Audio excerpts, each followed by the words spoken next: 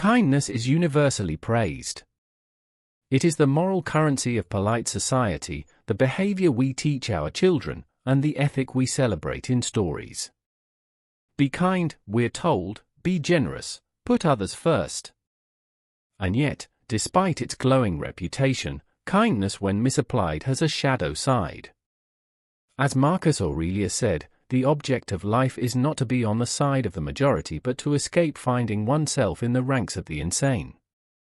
When you are kind without reason, when your generosity flows without measure, you can easily find yourself surrounded not by equals but by opportunists, your energy drained, your goals sidetracked, your life quietly hijacked. The Stoics never condemned kindness, but they warned against emotion-driven action. Their version of kindness was disciplined, measured, rooted in wisdom, not weakness. This is not a call to selfishness. It is a call to clarity, to examine where our kindness serves truth and where it serves our ego's desire to be liked, accepted, praised. Here are 7 ways that kindness unguarded and undefined can ruin your life. 1. You will attract takers, not equals. When you lead with kindness, it should be grounded in your values, not your fear of rejection. But too often, people mistake kindness for a strategy. They use it to avoid conflict, to gain approval, to dodge discomfort. This type of kindness isn't strength, it's disguised insecurity. And when people sense that you are kind because you're afraid to be disliked, they don't respect you. They use you. The harsh truth is that consistent, unconditional giving without boundaries attracts those who see you not as a person but as a resource. You think you're being virtuous, but you're teaching others to take, and they will, not because they're malicious, but because they can. Kindness should not mean availability. Your time, your energy, your attention, these are sacred.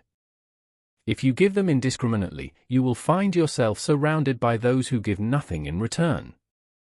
Stoic kindness is selective. It doesn't serve flattery, it serves virtue. 2. You will forget your own needs. Unbalanced kindness leads you to ignore your own needs, as if self-care is selfishness. But in Stoicism, your duty to yourself is as important as your duty to others. You cannot serve the world if you are chronically depleted.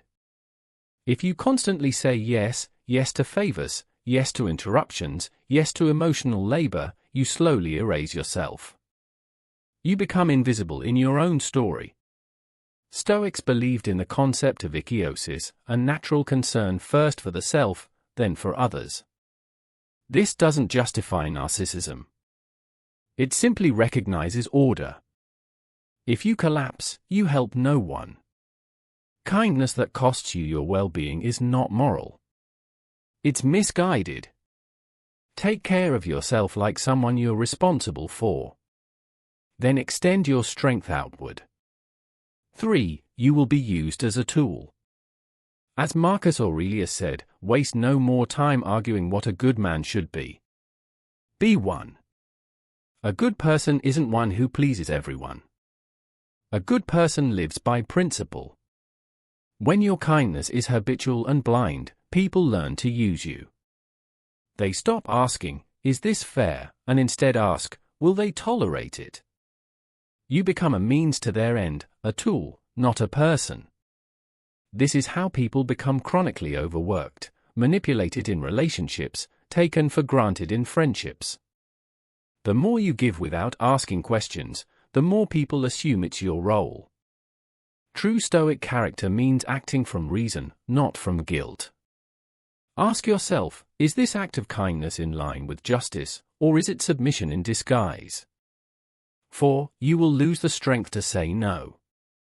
When your identity is wrapped in kindness, the word no becomes impossible. You fear what others will think. You fear confrontation. You fear not being seen as good. But in Stoicism, personal sovereignty is sacred. Saying no is not cruel. It is the act of setting internal law. If you cannot say no, you are not free.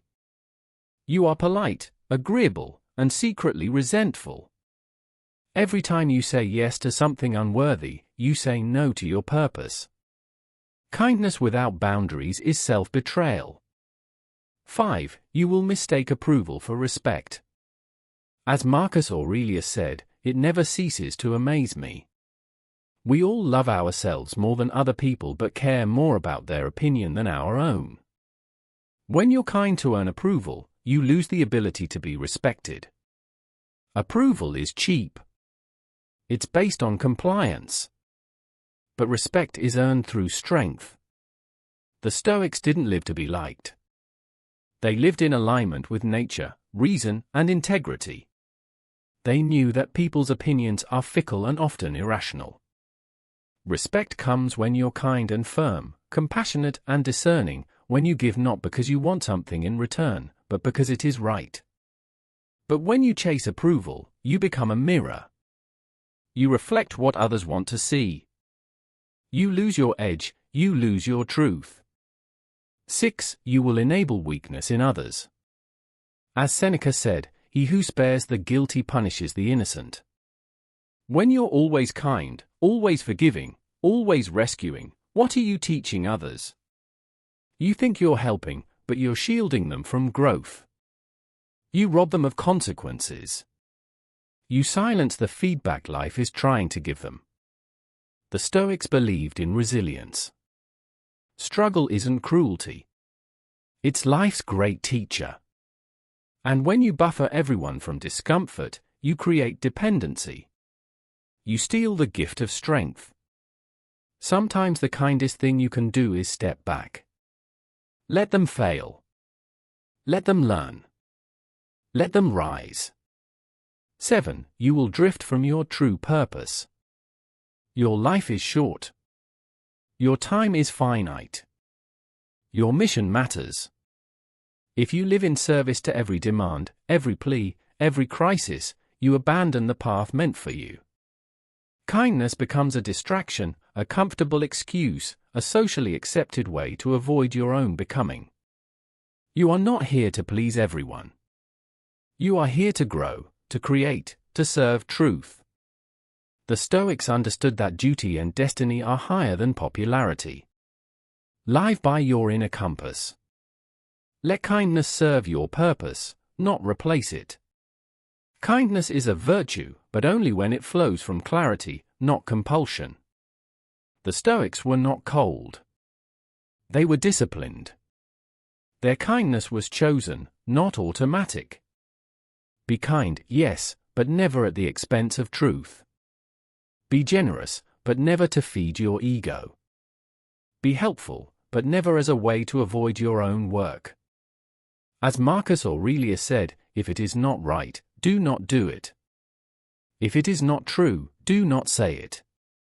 Your kindness must be rooted in reason, in justice, in self-respect. Otherwise, it becomes a tool others use to pull you off course. Choose who gets your time. Choose who gets your energy. Choose how you serve. Because your life is not a gift to be squandered. It is a responsibility to be honored.